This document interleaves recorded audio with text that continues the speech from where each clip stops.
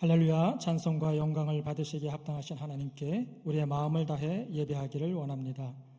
오늘 예배는 입학 40주년 홈커밍 감사 예배를 드리시는 우리 84학번 선배님과 함께 드립니다. 우리 다 같이 일어서시겠습니다.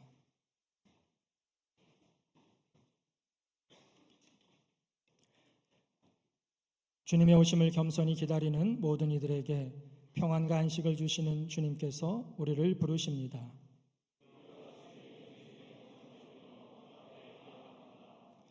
겸손히 이 땅에 오시어 우리를 구원하여 주시고 평화의 길로 인도하시는 주님의 음성에 귀 기울이십시오.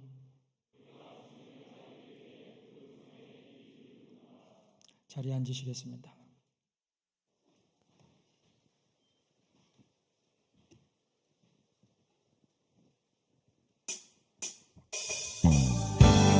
이 시간 찬양하실 때에 우리의 삶을 비추시고 우리의 갈 길을 조명하시는 하나님을 찬양하길 원합니다. 그렇게 찬양하시길 원하시는 분들은요, 자리에서 일어나셔서 하나님을 찬양하길 원합니다. 주의 선하심과 진실함을 담기 원해. 그의 빛으로 나갈 때 그 성품 닮아가네. 빛을 닮아갈 때 주가 주신 자유함으로 옳은 대로 돌아와서 별같이 비추네. 빛으로 비추시네. 빛으로 비추시네. 어둠이 드러나고 나를 숨은 어물에서 벗어나게 하시네. 빛으로 일어서네. 어둠이 밝혀지고 빛 대신 우리 주와 인생을 빛나네. 다시 한번 찬양합니다. 주의 선하심, 주의 선하심과 진실함을 담기 원해. 담기 원합니다. 그의 빛으로 나갈 때 그 성품 닮아가네. 빛을 닮아갈 때 주가 주신 자유함으로 옳은 대로 돌아와서 별같이 비추네. 아멘. 빛으로 비추시네. 빛으로 비추시네. 어둠이 드러나고 나를 쓰는 어물에서 벗어나게 하시네. 빛으로 일어서네. 어둠이 밝혀지고 빛 대신 우리 주와 인생 경기하네. 내 영혼을 선포하시면서 내 영혼아 일어나 주의 위 바라라. 주의 영광이 우리 위에 임하였네. 내 영혼아 일어나 주의 위 바라라. 주의 영광이 우리 위에 임하였네. 우리 다시 한번 내 영혼아 일어나 주의 빛 발하라. 주의 영광이 우리 위에 임하였네. 내 영혼아 일어나 주의 빛 발하라. 주의 영광이 우리 위에 임하였네.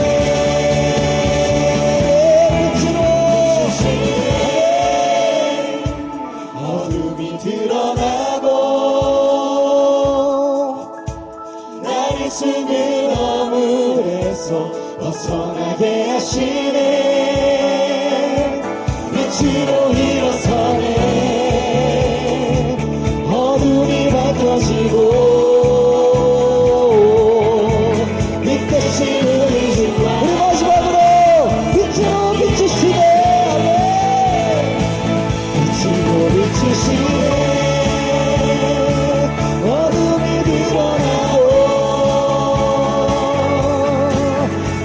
어둠의 영혼에서 벗어나게 하시네.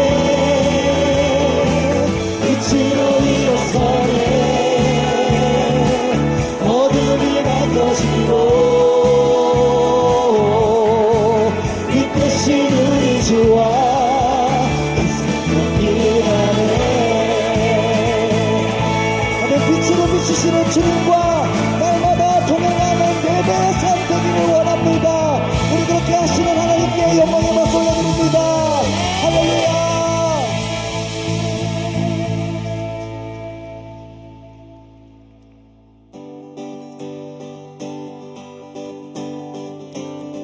이 시간 다시 한번 찬양하실 때에는 박수 치시면서 우리와 언제나 함께 하시고 우리를 언제나 선한 길로 인도해 주시는 그 하나님의 능력을 찬양하길 원합니다.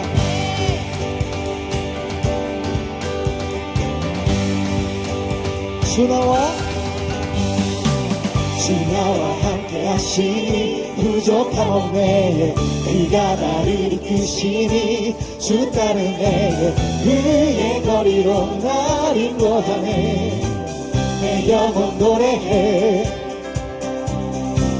어둠 길 걸어갈 때에 나 노래하네. 주 나와 함께 하시니 나 두려움 없네. 주의 선과 인자시니 평생 아멘. 찬양합니다. 찬양 높이 계신 주께 우리 마음을 열어 높여 모든 영광 돌리세. 주 사랑하는 자 나 주께 나와 높이 세. 처음부터 찬양합니다. 주 나와 함께 하시니 부족함 없네. 그가 나를 이끄시니 주 따르네. 그의 거리로 날 인도하네. 내 영혼 노래해. 나는 어둠 길 걸어갈 때 어둠 길 걸어갈 때에 나 노래하네. 주 나와 함께 하시니 나 두려움 없네. 주의 선과 인자시니 평생 날 따르리. 아멘. 찬양 높이 계신 주께 우리 맘을 열어 높여 모든 영광 돌리세. 주 사랑하는 자 나 주께 나와 높이 세. 주 다시 한번 찬양 주님을. 찬양 높이 계신 주께 우리 맘을 열어 높여 모든 영광 돌리세. 주 사랑하는 자 나 주께 나와 높이 세. 주의 영원해. 찬양 높이 계신 주께 영광 우리 주 아버지. 주의 나라 주의 영광 영원. 우리 다시 한번 찬양 높이 계신 주께 영광 우리 주 아버지. 주의 나라 주의 우리 살아 더욱더 기쁨으로 찬양 높이 계신 주께 우리 마음을 열어 높여 모든 영광을. 주 사랑하는 자 다 주께 나와 높이 세. 우리 마지막으로 주님을 찬양합니다. 찬양 높이 계신 주께 우리 맘을 열어 높여 모든 영광 돌리세. 주 사랑하는 자 다 주께 나와 높이 세. 주의 영원해. 아멘. 주님의 영원하심과 위대하심을 찬양합니다. 아멘. 우리 하나님께 영광의 박수 올려드립니다. 할렐루야.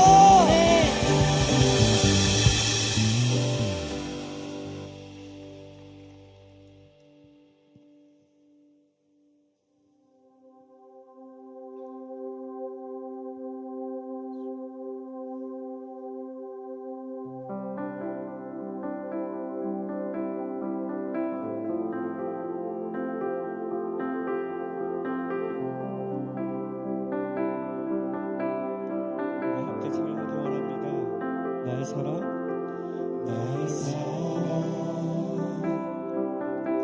너는 어여쁘고 참 귀하다. 어느 보석보다 귀하다. 내가 사랑스럽지 않을 때 너를 온전히 사랑하고 너와 함께하려 내가 왔노라. 주님의 나라와 주님의 나라와 뜻이 나의 삶 속에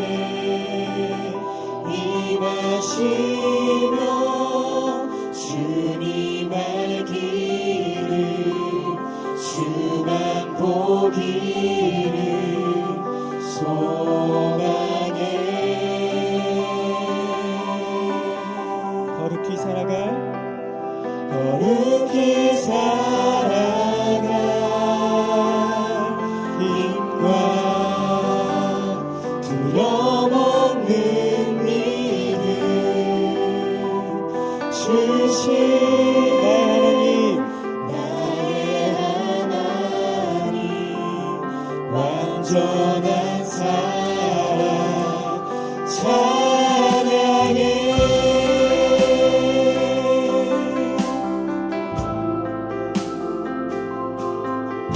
우리 함께 한 번 더 찬양하기 원합니다. 주의 사랑 주의 사랑 그 사랑은 결코 변치 않아. 모든 계절 돌보시네. 푸른 마르고 꽃을 시드나 주의 말씀은 신실해. 실수가 없으신 주만 따라. 주님의 나라와 주님의 나라와 뜻이 나의 삶 속에 임하시며 주님 알기를 주만 보기를 소망해.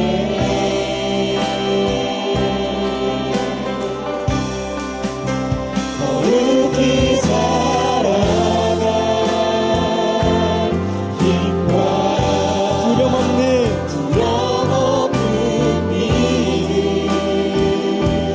주신 나의 하나님 완전한 사랑 찬양해. 주님의 나라와 주님의 나라와 뜻이 나의 삶 속에 나의 삶 속에 임하시며 주님 알기를 주만 보기를 소망해. 거룩히 살아갈 거룩히 살아갈 힘과 두려움 없는 믿음 주신 나의 하나님 완전한 사랑 찬양해. 주님의 나라와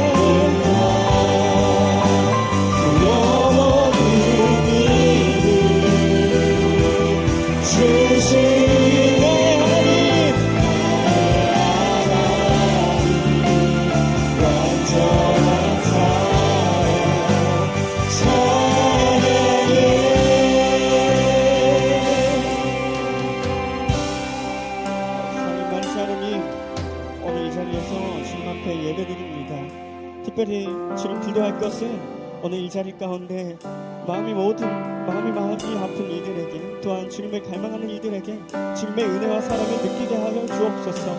오늘 우리들이 한 목소리로 기도했을 때 주님의 사랑과 주님의 나라에 주님의 그 뜻을 품고 나아가 우리가 달려가는 그 길들이 기쁨으로 나아가게 하여 주옵소서. 오늘 특별히 주님께 기도하며 나아가기 소망합니다. 우리들이 오늘 이 자리 가운데 한 목소리로 기도했을 때 주님 은혜 내려 주옵시고 주님의 사랑 안에서 끊을 수 없음을 지금 함께 고백하며 드릴 수 있는 그 예배들이 될 수 있는 간절히 원하며 우리 한 목소리로 기도하시겠습니다. 주여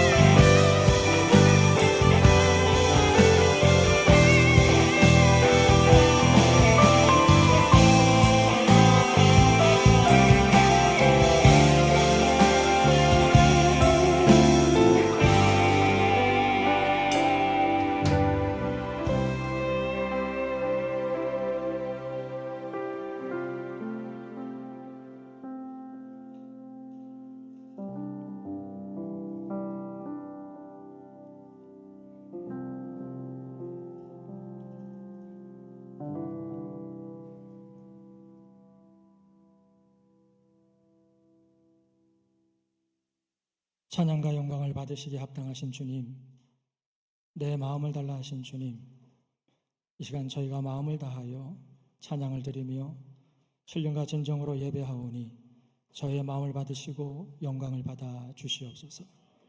성령님께서 이 자리에 임재하여 주셔서 저로 하여금 영과 진리로 예배하게 하여 주옵소서. 이 예배로 모든 영광을 하나님께 드리게 하시고 저에게는 은혜와 기쁨의 시간이 되게 하여 주시옵소서. 오늘도 주실 일 사모하오며 우리 주 예수 그리스도의 이름으로 간절히 기도하옵나이다. 아멘.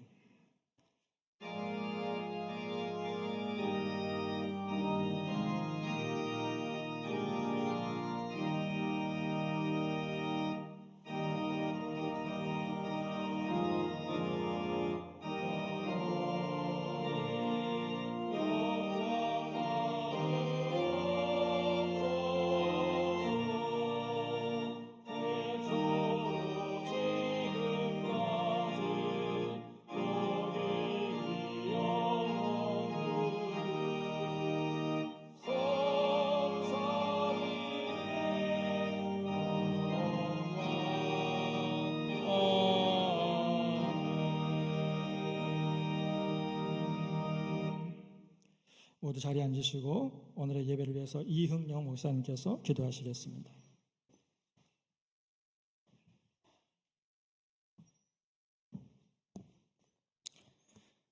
시간의 주인이신 하나님 감사합니다.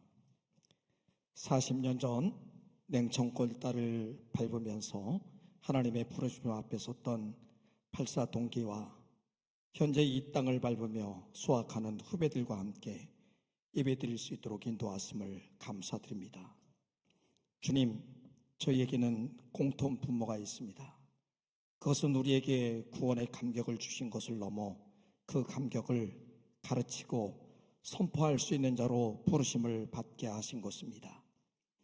이 부르심이 우리에게 늘 하나님 앞에서의 겸손과 낮아짐으로써 주님이 사랑하는 영혼들을 향하여 본이 될 수 있도록 인도하여 주옵소서. 주님, 137년의 역사와 전통을 자랑하는 우리 모교가 주님의 도우심 속에 있기를 간절히 원합니다. 지금 한국 교회의 상황은 몹시 어렵습니다. 우리 모교인 감리교 신학대학도 어려울 것입니다. 교회마다 저출산에 따른 학령 인구의 급격한 감소로 인하여 교회 학교 유지에 대한 어려움을 호소하고 있습니다. 각 처에서 이에 대한 대책을 세우고 있지만 우리가 따라갈 수가 없는 현실 속에 있습니다. 하나님, 우리를 긍휼히 여겨 주옵소서. 사회를 선도하지 못하는 교회의 모습에 실망한 많은 사람들이 교회를 떠나 방황하고 있는 현실입니다. 세속화와 다른 그 종교의 무관심이 기독교에도 몰려와 몇 년 전부터는 좋은 학생을 보내달라는 애끓는 소리를 듣게 되었습니다. 이러한 시대적 상황 속에 서 있는 저희를 불쌍히 여겨 주옵소서. 하나님, 항상 신앙 앞에는 위기가 있었습니다. 이 위기 속에서 우리가 모두 주님을 바라보게 하여 주옵소서. 그리하여서 모든 학생들과 교수진과 각 부서의 행정직원들이 예수 그리스도 안에서 하나가 되게 하여 주옵소서. 그리하여서 이 위기를 지혜롭게 극복할 수 있도록 인도하여 주실 줄 믿습니다. 주님, 우리는 모두 존귀한 자로 부름을 받았습니다. 그래서 어려운 때에 서로를 존귀하게 여기게 하여 주시옵고 서로를 격려하게 하여 주옵소서. 우리 후배들이 더욱 학업에 성실히 임하게 하시고 우리의 목회 또한 하나님 앞에서 부끄러움이 없도록 최선을 다해서 임하게 하여 주옵소서.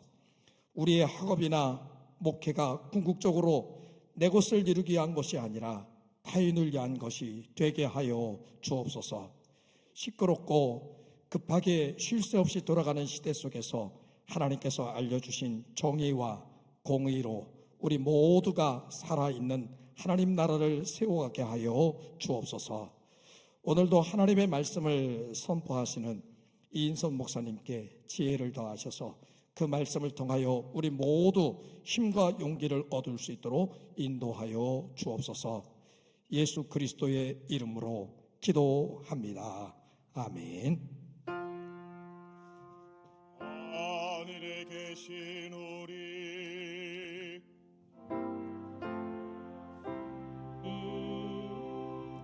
이름이 거룩히 여김에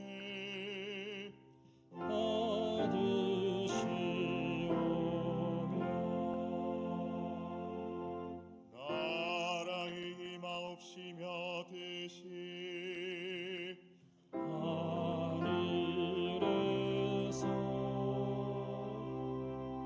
이룬 것 같이 땅에서도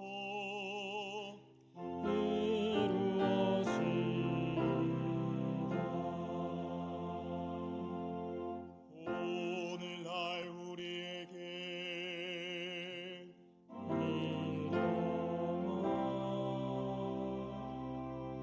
양식을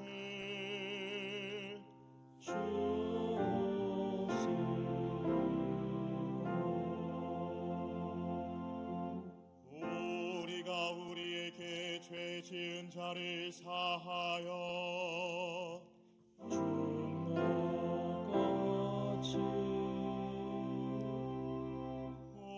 우리 죄를 사하여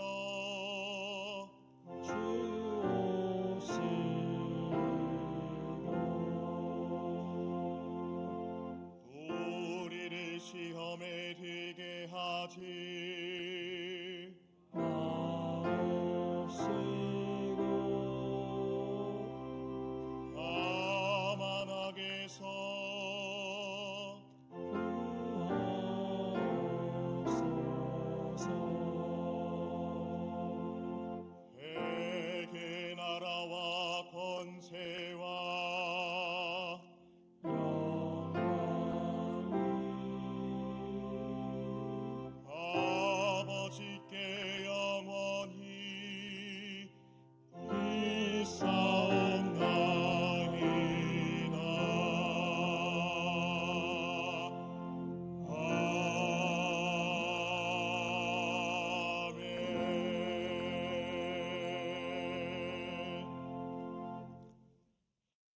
성경 말씀을 봉독하겠습니다. 오늘 우리에게 주시는 하나님의 말씀은 마태복음 6장 1절 말씀입니다. 제가 봉독하겠습니다. 사람에게 보이려고 그들 앞에서 너희 의를 행하지 않도록 주의하라. 그리하지 아니하면 하늘에 계신 너희 아버지께 상을 받지 못하느니라. 오늘 예배는 우리 입학 40주년을 맞이하신 우리 8사학번 우리 선배님들께서 주관하시는 예배입니다. 오늘 설교해 주실 목사님은 우리 8사학번 동기 회장이신 열림교회 이인선 목사님이십니다. 이 시간 쇼하지 마라 라는 제목으로 말씀을 전해 주시겠습니다. 우리 박수로 모시겠습니다. 할렐루야. 하나님의 은혜와 평화가 여러분과 함께 하시기를 바랍니다. 오늘 여러분과 함께 예배하게 돼서 아주 감격스럽습니다. 우리가 입학한 지 벌써 40년이 돼서 오늘 40주년 예배를 여러분과 함께 드리게 됐습니다.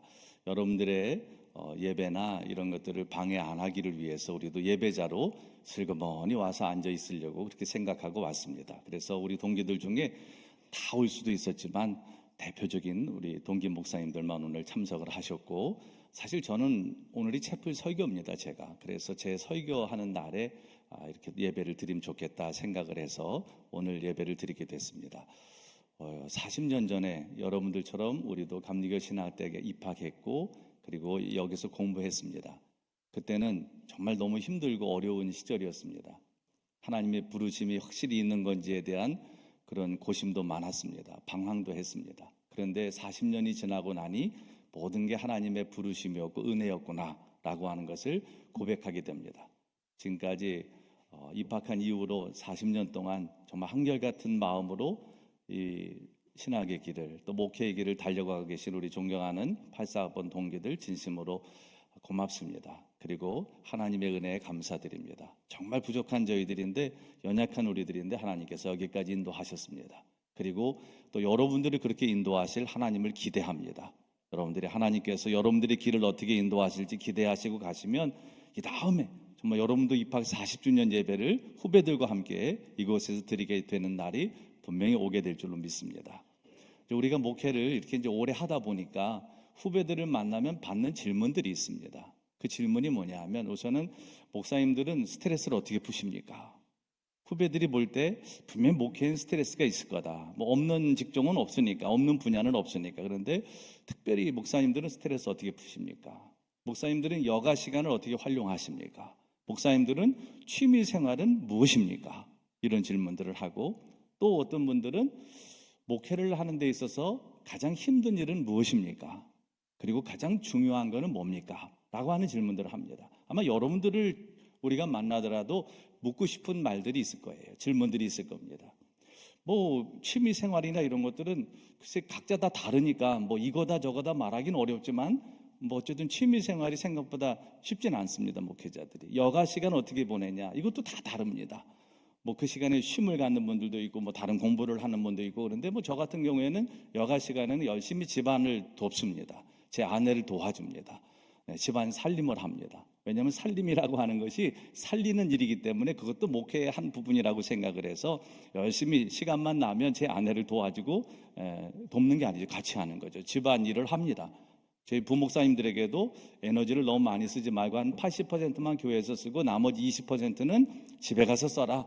아이들과 놀아줄 에너지도 있어야 되고 아내의 그런 집안일을 같이 감당해야 될 목도 있으니까 에너지의 20%는 남겨두라 라고 얘기를 하는데, 어쨌든 뭐 여가 시간은 다 각각 다릅니다. 쓰는 것이.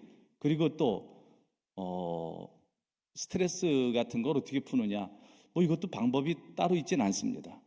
그것도 다 각자 다릅니다. 뭐 굳이 우리가 그냥 예전에 뭐 농담 반 진담 반, 기도하면 스트레스 풀린다. 근데 기도해도 사실 잘 안 풀립니다. 기도해도 마음에 있는 그 답답함이 해결되지 않을 때도 많습니다. 그렇지만 어쨌든 하나님을 바라보는 거, 그것이 어쨌든 그 어려움을 극복할 수 있는 길이기도 합니다. 그리고 목회하면서 제일 어려운 게 뭐냐 라고 물어봅니다. 그러면 저는 이렇게 대답합니다. 힘 빼는 게 가장 어렵다. 뭐 사람들과의 관계라든지 뭐 설교하는 거라든지 물론 이런 것도 다 버거운 일입니다. 그렇지만 가장 힘든 거 하나를 꼽는다면 제게는 힘 빼는 거였어요. 자꾸 힘을 빼야지만 하나님이 주시는 은혜 안에서 하나님께 온전히 쓰임 받을 수 있는데, 제가 자꾸 힘이 들어갈 때가 느껴집니다. 힘이 들어가는 순간 제 마음대로 하려고 하고 힘이 들어가는 순간 하나님이 저를 컨트롤할 수 없게 됩니다. 힘이 들어가는 순간 이거는 일이 잘 되질 않습니다. 그래서 저는 힘 빼는 일이 가장 어렵습니다. 그래서 곰곰이 생각을 해봤어요. 어떻게 하면 힘을 뺄 수 있을까? 힘을 빼려면 뭐 하면 될 것 같습니까? 힘 빼야지, 힘 빼야지. 이런다고 힘이 빠지질 않습니다. 힘을 빼려면 욕심이 줄어들어야 됩니다. 욕심을 덜어내야 됩니다. 그래야지 힘이 빠져요. 사실 대부분은 힘이 들어갈 때는 욕심이 생길 때예요. 운동선수들 보면 정말 너무 쉽게 공을 차서 넣을 수 있는, 골대에 넣을 수 있는 건데 못 넣는 선수들이 있잖아요. 그 골대 앞에서 하늘로 차는 건 뭐 보통 기술이 아닙니다.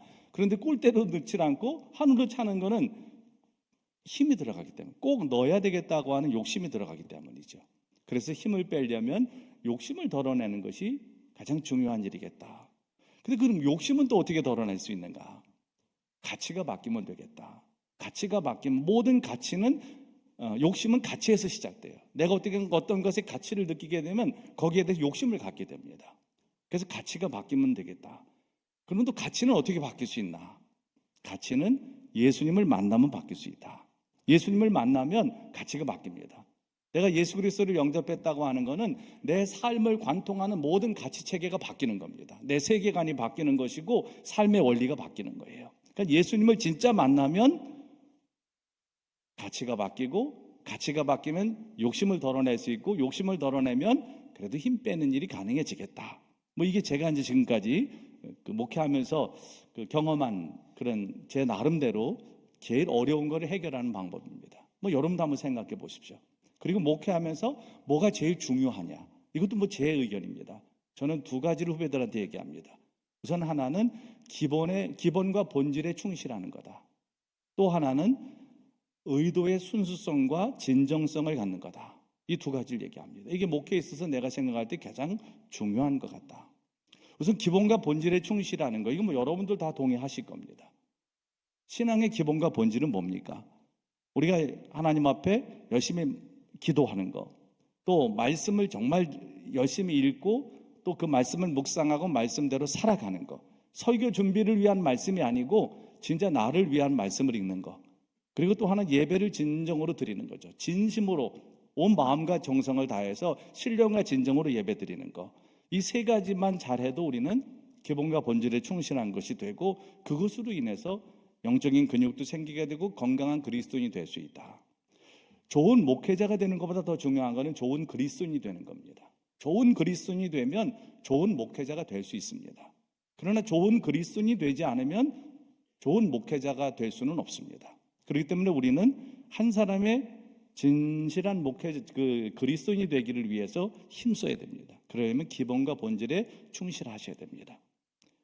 의무적인 기도가 아니고 정말 하나님 앞에 온전한 기도, 설교를 위한 성경 읽기가 아니고 정말 하나님의 말씀을 사모해서 읽는 하나님의 말씀, 그리고 그 말씀을 깊이 묵상하고 그 말씀을 삶으로 번역해내는 것, 이게 가장 기본적인 것들이죠. 또 예배를 진실하게 드리는 것. 여러분 예배 잘 드리십니까? 우리는 교회에서 목회자라고 하는 것, 전도사님, 사역자라고 하는 것 때문에 때로는 예배를 소홀히 드릴 수도 있어요. 가장 어쩌면 예배를 소홀히 드리는 사람들이 우리들일 수도 있습니다. 교인들은 정말 눈물을 흘리면서 온 마음을 다해 예배 드리는데 우리는 예배를 돕겠다고 왔다 갔다 하고 뒤에서 다른 일 하기에 바쁩니다. 그런데 여러분 그렇게 예배 드려서는 하나님 앞에 온전히 나갈 수가 없어요. 예배라고 하는 것은 한자로 하면 예도 예의 절배자입니다. 예를 갖춰서 하나님 앞에 완전히 엎드리는 게 예배입니다. 우리가 매 주일 또 매 시간 예배 때마다 예를 갖춰서 하나님 앞에 엎드리지 않으면 우리는 우리의 길을 헤맬 수밖에 없고 하나님 앞에 온전한 그리스도인으로 설 수 없습니다.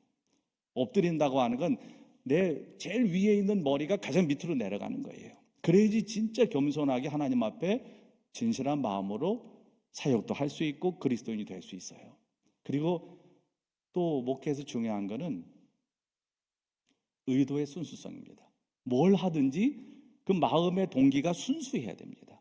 이게 뭔가 어떤 계산을 하고 그리고 의도를 하고 어떤 일을 하게 되면 그건 하나님께서 기뻐하지 않으십니다. 그리고 과정도 선해야 되고 결과도 선해야 됩니다. 그게 하나님의 일입니다. 그래서 모든 의도가, 동기가 순수해야 돼요. 이걸 잃지 말아야 됩니다. 저는 우리 동기 목사님들 여기 계시지만 늘 한 번 한 번 볼 때마다 그런 것들이 너무 자랑스럽습니다. 무슨 일을 하든지 음흉하게 하지 않고 교활하게 하지 않고 하나님 앞에 진실하게 하려고 애쓰는 분들이 사실 뭐 제가 자화자찬인 것 같지만 우리 동기 목사님들이라고 생각을 합니다. 그게 중요합니다. 무슨 일을 얼마나 잘했느냐보다 중요한 거는 어떤 순수한 의도를 가지고 과정도 바르게 열매를 맺었느냐, 그게 중요합니다. 그리고 또 진정성입니다. 뭐든지 진정성 있게 해야지만 거기에 열매가 있습니다. 사실 예수님께서도 그 말씀을 하십니다. 오늘 본문 말씀은 산상수훈에 있는 말씀이에요. 산상수훈은 여러분들 아시다시피 예수님께서 하신 가장 첫 번째 설교입니다. 그리고 가장 복음의 진수가 담겨져 있어요. 처음에 팔복으로 시작합니다. 팔복은 그리스도인의 성품에 대한 얘기를 하세요. 그리스도인다운 성품을 가지려면 이런 것들이 기본적인 모습이어야 된다.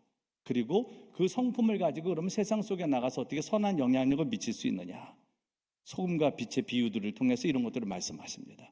그리고 또 예수님께서는 정말 진정한 믿음을 가지고 세상과 다른 가치, 다른 기준 속에서 하나님을 섬기고 이웃을 사랑하는 방법이 뭔지에 대해 말씀을 하십니다. 그리고 이제 오늘 6장에서는 우리에게 구체적으로 당시 유대인들이 의롭고 경건하게 살기를 위해서 중요시 여겼던 세 가지, 그게 뭐냐면 구제와 기도와 금식이었습니다. 이 세 가지를 예로 들어서 어떻게 하면 세상과 다른 기준을 가지고 하나님을 섬기고 이웃을 사랑할 수 있는가, 어떻게 하나님 앞에 온전한 삶을 살아갈 수 있는가를 말씀하십니다. 오늘 1절 말씀, 6장 1절 말씀이 본문 말씀인데, 이 말씀은 6장 전체에 어떻게 보면 그 서론격이면서도 핵심적인 내용을 담고 있습니다. 이런 말씀입니다. 사람에게 보이려고 그들 앞에서 너희 의를 행하지 않도록 주의하라. 그리하지 아니하면 하늘에 계신 너희 아버지께 상을 받지 못하느니라. 오늘 이 말씀에서 중요한 건 뭐예요? 사람들에게 보이려고 쇼하지 말라는 거예요.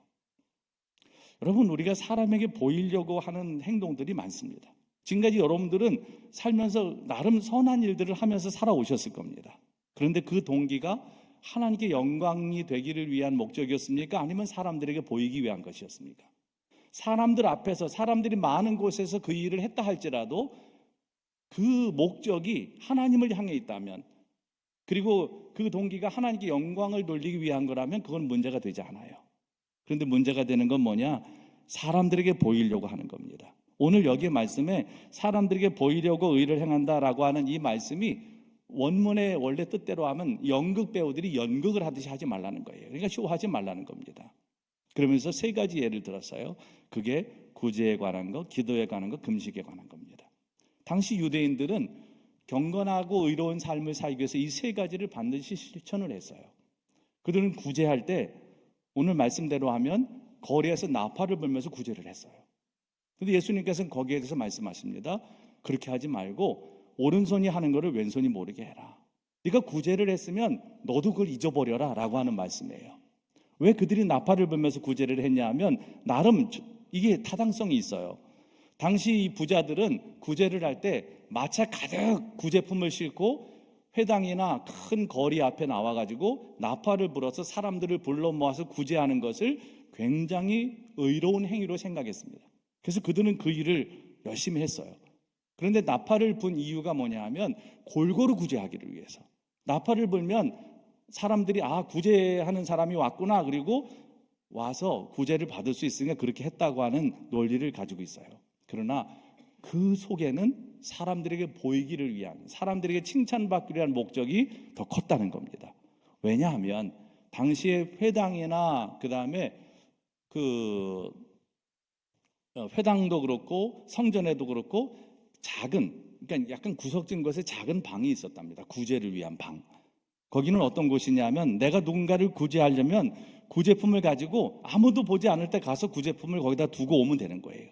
그러면 구제를 받기를 원하는 사람이 아무 때나 가가지고 아무도 보지 않는 곳에 구제품을 가져가면 되는 겁니다. 그런 방이 있었어요. 그런데 그런 방을 이용하지 않고 거리로 나왔고 회당 앞으로 나와서 사람들이 많이 보이는 곳에서 나팔을 불면서 구제를 했다고 하는 것은 그들이 아무리 골고루 구제하기로 한 목적이라 말해도 그거는 의도의 순수성에서 벗어난다는 거죠. 얼마든지 은밀하게 구제할 수 있는데 그렇게 하지 않았다는 거예요. 그래서 예수님께서 그 말씀을 하고 계십니다. 은밀하게 해라.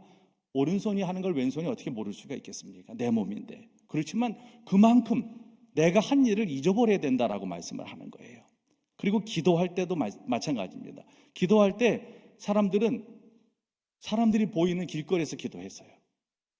사람들이 보이지 않는 은밀한 골방에 들어가서 한 게 아니고, 유대인들은. 그러다 보니까 예수님께서 거기에 대해서 말씀하시는 거예요. 은밀한 골방에 들어가서 하나님 앞에서 해라. 기도는 누구한테 합니까? 하나님 앞에 하는 거예요. 기도는 왜 합니까? 내 모든 삶을 하나님 앞에 맡기는 행위입니다. 그렇기 때문에 굳이 사람들이 내 기도를 보면서 저 사람은 기도 열심히 하는 사람이야, 이렇게 칭찬받을 만한 아무런 이유가 없어요. 그냥 하나님 앞에서 하면 됩니다. 그런데 당시 유대인들은 의롭고 경건한 행위로 기도를 할 때 사람들이 보이는 곳에서 했다는 거예요. 여러분, 기도하는 삶과 기도하지 않는 삶, 똑같이 하나님은 기도해도 햇볕을 비춰주시고 기도하지 않아도 비를 내려주십니다. 기도한다고 햇볕이 더 세게 비치는 것도 아니고, 기도한다고 가물을 때 비가 그 사람에게만 내리는 것도 아닙니다. 그렇지만 기도한 사람들은 햇볕이 내게 따뜻한 햇볕이 비칠 때, 또 비가 내릴 때 이게 하나님의 은혜라고 고백을 합니다. 근데 기도하지 않은 사람들은 이건 그냥 이렇게 당연히 지금 햇살이 비치네요. 당연히 이렇게 누구에게나 비치는 거지라고 너무나 당연하게 생각해요. 기도하면 하나님의 은혜인 것을 발견하게 되고, 하나님의 은혜를 발견한 사람이 기뻐하게 되고 감사하게 됩니다. 그래서 여러분, 기도하셔야 됩니다. 기도해야지만 하나님의 은혜인 것을 깨닫게 돼요. 그리고 기쁨과 감사를 얻을 수 있어요. 또 금식할 때도 마찬가지입니다. 금식할 때도 당시 경건한 유대인들은 금식하는 티를 냈어요. 바리새인들은 일주일에 2번을 금식했습니다. 그런데 금식할 때 꼭 사람들에게 티를 내고 얼굴에 금식하는 게 써 있었어요. 그런데 예수님께서는 얼굴에 그런 티를 내지 말라고 말씀을 하세요. 금식할 때도 은밀한 중에 보이신 하나님 앞에서 행하라고 하는 겁니다. 우리는 이 땅을 살면서 누구나 다 2가지 시선을 의식하며 살아요. 특히 그리스도인들은. 하나는 사람들의 시선이고 또 하나는 하나님의 시선입니다. 사람들의 시선을 의식하지 않고 사는 사람은 없어요. 사실 사람들의 시선에서 좀 자유롭고 싶은데 이게 쉽지 않아요. 우리 감신처럼 캠퍼스가 그렇게 크진 않고, 그리고 사람들이 엄청 많지 않은 공동체에서는 더더욱 사람들의 평가에 민감할 수 있어요. 그런데 여러분, 그거 아십니까? 여러분들이 생각하듯 사람들은 여러분에게 그렇게 관심이 많지 않아요. 대부분 우리가 힘든 거는, 우리가 두려워하고 염려하고 근심하는 건 뭐예요?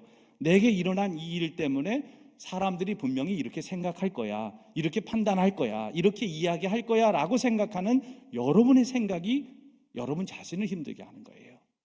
사실 세상 사람들은 다른 사람의 삶에 그렇게 깊이 관여하고 관심 가진 만큼 그렇게 에너지가 넘치지 않습니다. 당장 자기 삶 살기도 고단하고 힘들어요. 그런데 뭘 다른 사람 얘기에 그렇게 관심이 많겠습니까? 그러니까 그건 나의 착각일 수도 있다는 거. 너무 다른 사람의 시선을 의식해서 그것 때문에 여러분들이 지레짐작해가지고 불안해하거나 두려워할 필요 없다는 겁니다. 그리고 또 사람들의 시선보다 더 중요한 건 하나님의 시선을 의식하면서 사는 거예요. 하나님께서 나를 어떻게 바라보실까? 하나님 여러분의 마음에 깊숙한 동기를 다 아십니다. 욕망도 아시고 또 여러분 마음에 있는 선한 것도 아십니다. 그런데 하나님이 여러분을 바라보시는 것은 벌 주시기를 위해서 여러분들에게 뭔가 여러분들의 삶을 힘들게 하기 위해서 보시는 게 아니고 도와주시기를 위해서. 할렐루야. 여러분들을 뭔가 삶을 용기를 북돋아주고 여러분들의 삶을 도와주시기를 위해서 하나님은 바라보신다는 거죠. 그 하나님의 눈을 의식하며 살 때 힘이 생깁니다. 용기가 생깁니다. 그리고 삶에 뭔가 하나님이 주시는 은혜가 넘치게 됩니다. 오늘 예수님께서는 어떤 눈을 의식하며 사느냐를 물어보십니다. 여러분들은 사람들의 눈을 의식하며 사십니까? 하나님의 눈을 의식하며 사십니까? 하나님이 나를 어떻게 바라보실까? 이걸 늘 의식하며 살아갈 때 우리는 쇼하지 않고 진정성 있는 인생을 살아갈 수 있어요. 누가복음 10장에 보면 사마리아인의 비유가 나옵니다. 어떤 사람이 강도를 만났어요. 예루살렘에서 여리고로 내려가다 강도를 만납니다. 근데 이 어떤 사람은 누구냐? 유대인입니다. 근데 거기를 제사장이 지나가고 레위인이 지나갑니다. 그런데 그들은 아무 조치도 하지 않았어요. 같은 동족이 쓰러져 있는데 그들은 아무것도 하지 않았습니다. 그리고 세 번째로 사마리아인이 지나가다가 발견하고 그 사람을 치료해주고 또 자기 짐승에 태워서 주막에 가서 돌봐주라고 그 치료비까지 주고 길을 떠나요. 예수님께서 물으십니다. 누가 네 이웃이냐? 근데 여러분, 왜 제사장과 레위인은 그 강도 만난 자를 지나쳐 갔을까요? 이 강도 만난 자는 옷도 다 벗겨지고 너무 많이 매를 맞아서 거반 죽게 된 상태입니다. 그냥 놔두면 죽을지도 몰라요. 그런데 그 경건한 제사장과 레위인을 지나쳤습니다. 아마 이유가 있었을 겁니다. 분명히. 그들은 우선은 경건한 유대인이다 보니까 율법에 의해서 혹시라도 거반 죽어가는 사람들을, 이 사람을 괜히 돌보다가 그 사람이 죽으면 부정한 것이 되고 피를 만지면 부정한 것이 되니까 율법을 지키기 위해서 그랬다고 말할 수도 있어요. 또 지금 빨리 성전에 가야 되기 때문에 그렇게 했을 수도 있어요. 또 강도가 자주 출몰하는 지역이다 보니까 조금만 지체하다 보면 자기들도 강도를 당할지도 모른다는 두려움 때문이었을 수도 있어요.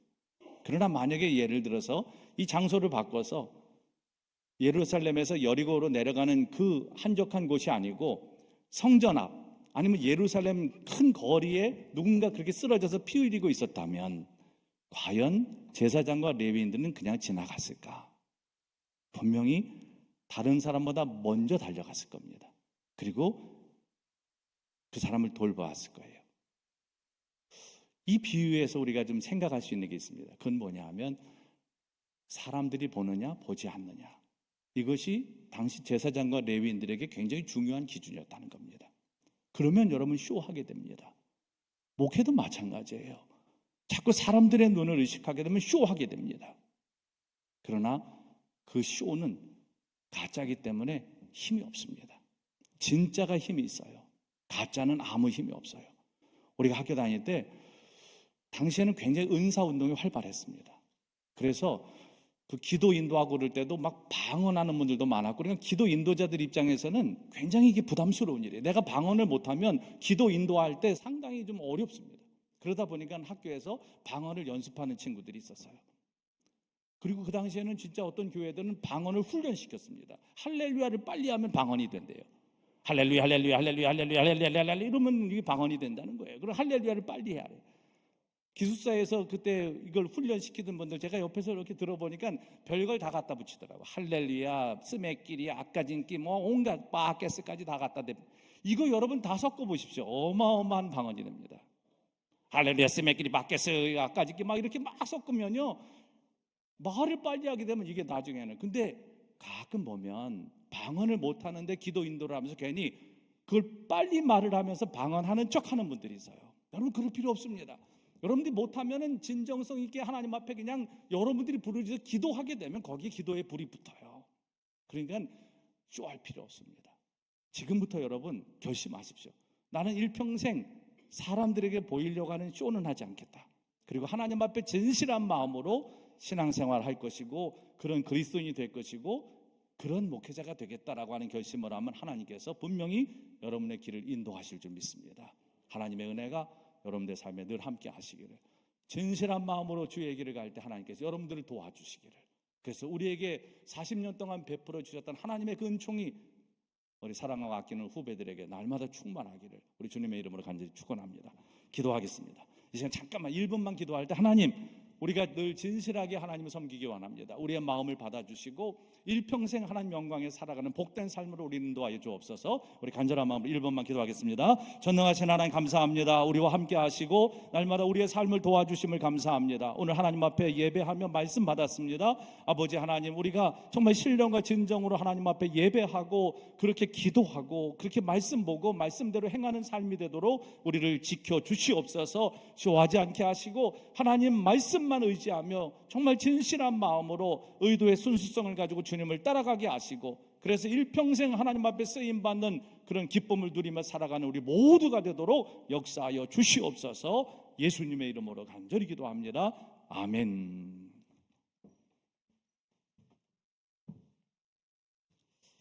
네, 은혜로운 말씀 감사합니다. 네, 다음은 오늘 입학 40주년을 맞아서 우리 목요에 오신 우리 84 우리 학번 선배 목사님들의 특성이 있겠습니다. 공명은 나는 주를 섬기는 것에 후회가 없습니다입니다.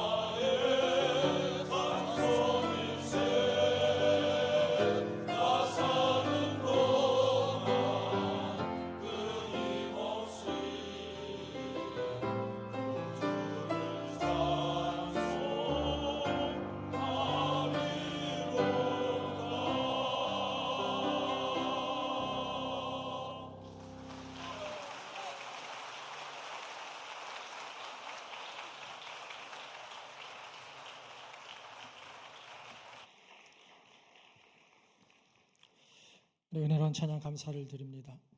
우리 가사 또 우리 제목도 그렇고 우리 목사님들께서 걸어오신 40년을 간증하시는 것 같은 그런 내용이어서 더욱 은혜를 받았습니다. 여러분 다시 한번 박수로 우리 감사를 드리겠습니다. 네, 감사합니다.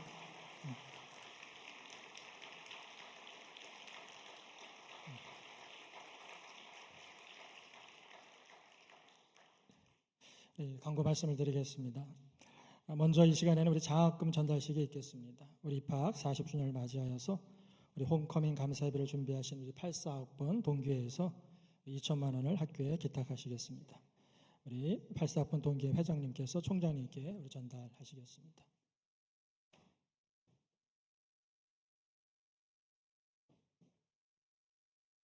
네, 우리 전달식과 잠깐 우리 포토타임도 갖도록 하겠습니다.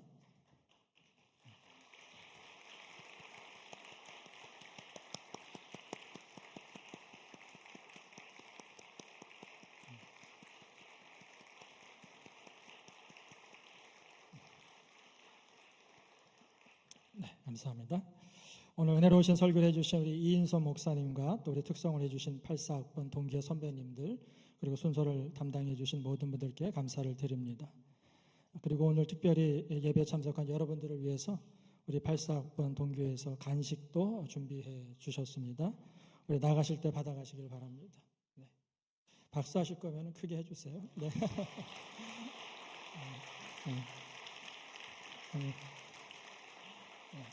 감사합니다. 네. 총회 양성평등위원회에서 우리 작은 배지를 제작하여서 나눠 주십니다. 우리 나가실 때 우리 채플 밖에서 이 배지를 하나씩 다 받아가시기를 바랍니다. 계속 광고를 드리겠습니다. 제4회 아펜젤러 학술대회가 예배 후 바로 이곳에서 시작됩니다. 아펜젤러의 사상과 한국교회라고 하는 주제로 우리 협성대 우리 서영석 교수님을 강사로 모시고 진행이 되고요. 논차는 우리 본교 우리 소요한 교수님이 하십니다. 여러분의 많은 참여를 바랍니다. 2025년도 대학원 입시 안내입니다. 우리 관련 동영상을 보시겠습니다. 안녕하세요. 2025학년도 감리교 신학대학교 웨슬리 신학대학원에 대해 소개해드리겠습니다. 왜 웨슬리 신학대학원인가요? 감리교 신학대학교는 기독교 대한감리회 교리와 정정에 따라 웨슬리 신학대학원으로 개칭하고 전문 목회자 양성을 위해 새롭게 출발합니다. 기독교 대한감리회 교리와 정정 제2조 웨슬리 신학대학원을 졸업한 자에 한하여 준회원 허임 및 목사 안수 자격을 부여합니다. 다만 2025년 웨슬리 신학대학원 입학생부터 적용하고 2024년 입학생까지는 이전 법을 따릅니다. 기독교 대한감리회 웨슬리 신학대학원 운영위원회 결의 주요 사항에 대해 말씀드리겠습니다. 3개 신학대학교 감신, 목원, 협성은 2025학년도부터 웨슬리 신학대학원으로 입학생을 모집하며 웨슬리 신학대학원은 감리교회가 요구하는 목회자를 양성하는 신학 전문 대학원이기에 목회학 석사 과정을 운영합니다. THM은 준회원 허임 및 목사 안수를 받을 수 없습니다. 기존 대학원 신대원 THM에 지원하던 학생들은 어디로 지원하면 될까요? 웨슬리 신학대학원 MDB 2년 과정에 지원하면 됩니다. 2년 과정에는 변함이 없고 졸업 후 목회할 수 있도록 돕기 위해 변경했습니다. 학부에서 신학 전공을 한 학생은 이미 신학 필수 과목을 이수하였기에 2년 과정에 입학하면 됩니다. 입학 자격은 감리교 신학대학교, 목원대학교, 협성대학교에서 신학을 전공하고 신학사 학위를 취득한 자입니다. 기존 신학대학원 MDB에 지원하던 학생들은요, 웨슬리 신학대학원 MDB 3년 과정에 지원하면 됩니다. 기존의 신대원 목신원 MDB 3년 과정 입학 자격과 동일합니다. 입학 자격은 세례받은 지 3년 이상 된 자로서 국내외 4년제 정규대학에서 학사 학위를 취득한 자입니다. 직장인인데 어떤 과정에 지원할 수 있을까요? 웨슬리 신학대학원 토요집중 수업과정 MDB 3년 과정에 지원하면 됩니다. 기존의 목회 신학대학원이 위와 같이 변경되었습니다. 웨슬리 신학대학원을 졸업해야 목회자로 준회원 허임 및 목사 안수를 받을 수 있기에 목회 신학대학원도 웨슬리 신학대학원으로 바뀝니다. 입학 자격은 세례받은 지 3년 이상 된 자로서 국내외 4년제 정규대학에서 학사 학위를 취득한 자입니다. 감신만의 특장점은요, 2024년 사립대학 재정진단, 재정검정대학 선정, 전교생 멘토링 시스템, 신학 전 분야 최고의 교수진 확보, 2025학년도 신입생 장학금 5천만원 지급 예정, 한국 최초 여성 목회자를 배출한 대학이라고 말씀드릴 수 있겠습니다. 원서 접수는요, 2024년 11월 18일부터 12월 6일 오후 5시까지입니다. UA 어플라이에서 온라인으로 진행하며 자세한 사항은 홈페이지의 모집 요강을 참조하여 주시기 바랍니다. 관심 있는 분들의 많은 지원 바랍니다. 네, 우리 광고에서 보신 것처럼 대학원 원서 접수는 현재 진행 중이고 12월 6일 금요일 오후 5시까지 접수합니다. CBS와 감리교 신학대학교가 CBS와 감리교 신학대학교가 함께하는 CBS 크리스천 뮤직 페스티벌 KCCM 셀라싱어즈가 11월 29일 금요일 오후 7시에 바로 이곳 웨슬리 채플에서 열립니다. 우리 관련 동영상을 또 잠깐 보시겠습니다. 감리교 신학대학교와 CBS가 공동 주최하고 주식회사 아크가 주관하는 2024 크리스천 뮤직 페스티벌 KCCM 오디션 셀라 싱어즈가 11월 29일 오후 7시에 감리교 신학대학교 웨슬리 채플에서 열립니다. 지난 30년 동안 CBS 크리스천 뮤직 페스티벌은 찬양 사역자 배출에 산실이 되어 왔습니다. CBS는 창사 70주년을 맞아 KCCM 셀라 싱어즈 오디션으로 명칭을 변경해 새로운 찬양 사역자 발굴을 하게 됩니다. 찬양을 사모하고 훌륭한 찬양 사역자의 길에 들어서는 은혜의 자리에 여러분을 초대합니다.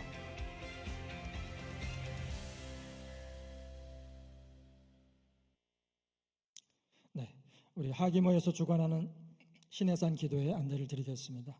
기도회는 11월 26일 화요일과 28일 목요일 저녁 7시 30분 두 차례 진행이 되고요. 장소는 100주년 기념관 3층 소예배실입니다.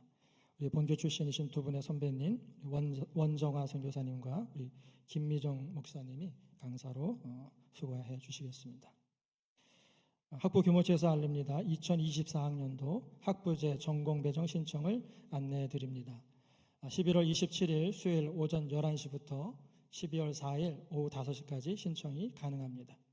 2024년도 신학부 1학년 재학생과 또 전공 미배정 학생은 우리 반드시 학부 게시판을 확인해 주시기 바랍니다. 전공 배정 신청은 반드시 포털에서 기한 내에 하셔야 합니다. 2024년도 2학기 종강 예배를 다음 주 12월 3일 화요일에 드립니다. 그 주간에는 목요 예배가 따로 없으므로 출결에 유의하시기를 바랍니다. 그리고 2024년도 2학기 학부 예배와 실습 보고서 제출에 대한 안내가 학교 홈페이지 영성 채플 게시판에 게재되어 있습니다. 우리 매 학기 실습 보고서를 제출하시지 않으시면 예배를 모두 참석하셨다고 하더라도 예배와 실습 과목이 F로 성적이 카운트됩니다. 반드시 확인하셔서 기한 안에 제출하시기를 바랍니다. 네, 이제 다 일어나셔서 우리 평화 인사를 나누시겠습니다. 주변에 계신 분들과 함께 인사하겠습니다.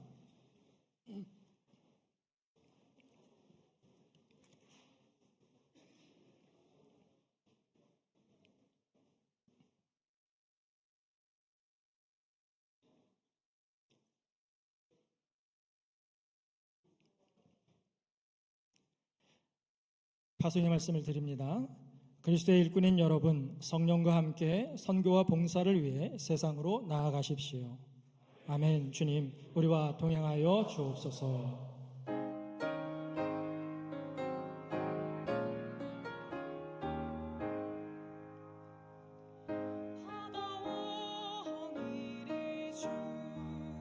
모든 죄악 속에서 부르짖는 백성들 구하리라.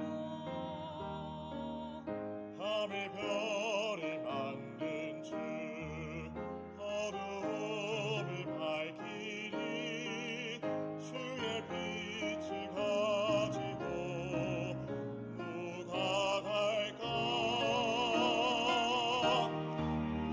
내가 여기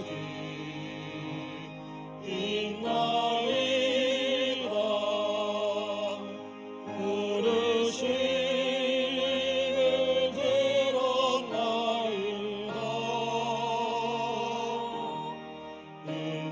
인도하사 보내소서.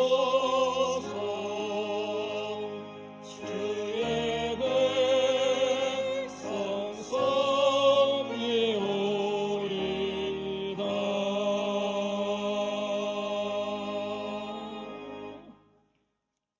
본교 84학번이시고 영월 동북교회 담임 목사님이신 우리 김희철 목사님의 축도로 예배를 마치겠습니다. 하나님 아버지, 저희들은 40년 전에 부르셨고 오늘 또 이 시대를 변화시키고자 이 후배들을 불러주셨습니다. 저희들이 하나님의 일을 한다고 했을 때는 주님께서 우리의 걸음을 멈춰 주셨고, 우리가 힘들다고 도망갈 때는 우리의 목덜미를 잡아서 붙잡아 세우시고 그 길을 걷게 하셔서 오늘까지 오게 하셨습니다. 우리 후배들도 또 저희들과 같은 길을 걷게 될 텐데 40년의 세월을 돌아보며 후배들을 축복하며 하나님, 저희들이 실력 있는 공부하는 주의 종들이 되기를 원합니다. 이 거친 세상에서 저들을 이끌어가기 위한 실력 있는 학문의 단단한 주의 종들이 되어서 세상을 이끌어가는 하나님의 사람 되기를 소망하오니 선배된 종의 기도를 들으시고 저들 가슴속에 그 마음 심어 주옵소서. 주님도 간절히 기도합니다. 목회 40년을, 신학교에 40년을 되돌아보니까 우리에게 부족했던 것들이 맑은 영혼이요 깨끗한 마음이 부족했습니다. 세상이 아플 때 혹시 우리들이, 주의 종들이 교회가 잘못해서 세상이 아픈 것은 아닌지 늘 염려되었습니다. 교회가 힘들 때 목사인 내가 잘못 살아서 헛된 마음을 품어서 교회가 어려웠던 것은 아닌지 우리의 걸음을 되돌아봤습니다. 누군가 아프고 고통스러울 때 다 하나님의 부름받은 내 탓은 아닌가 우리 자신을 점검해왔던 날들이었습니다. 우리 후배들도 세상이 악하다 하지 말게 하시고 세상의 어두운 까닭이 빛의 부재임을 깨닫게 도와주시고 세상이 악한 것을 나의 탓은 아닌가, 내가 그랬던 욕망 때문에 그런 것은 아닌지 우리를 돌아보며 우리의 나아갈 길을 걷는 감신대 후배들이 되도록 은혜 내려 주옵소서. 그래서 저들의 믿음의 길로 말미암아 세상이 밝아지게 하시고 하나님의 뜻이 펼쳐지게 하시고 내가 길이요 진리요 생명이라 하신 그 예수 그리스도의 그 놀라운 말씀이 십자가의 길, 성육신의 삶, 부활의 생명을 이 땅에 증거하는 감신대 모든 이들이 되도록 은혜 내려 주옵소서. 이제는 우리 주 예수 그리스도의 은혜와 우리 하나님 아버지의 크신 사랑하신가 성령님의 감화 감동 그리고 역사하심이 감신대 입학 40주년을 기념한 저희들과 또한 우리 후배들 그리고 감신대에게 영원토록 함께해 주시기를 간절히 축원하옵나이다. 아멘.